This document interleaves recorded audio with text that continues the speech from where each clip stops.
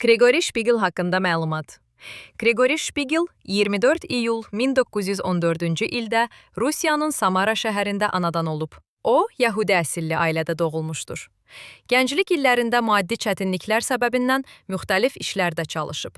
O cümlədən boya fabrikində fəhlə kimi işləyib. Sənətə olan marağı onu erkən yaşlardan teatrla bağlayır. 30-cu illərdə Moskvaya köçərək, burada teatr sənəti ilə ciddi şəkildə məşğul olmağa başlayır. O, Moskva Xalq Yaradıcılığı evində Həvəskar Teatr Dərnəyinə qoşulur və rejissorluq fakültəsində təhsil alır. 38-40-cı illərdə Mosfilm kinostudiyasının nəzdində fəaliyyət göstərən aktyorluq məktəbində oxuyur və burada peşəkar səhnə təhsili alır. Məhz bundan sonra onun kino karyerası başlanır. Uzaq Sahillərdə filmində Mayor Şults roluna çəkiləndən sonra çox məşhurlaşır. Sovet dövründə artıq hamı onu tanıyırdı, amma şəxsi həyatı elə ürək açan olmayıb.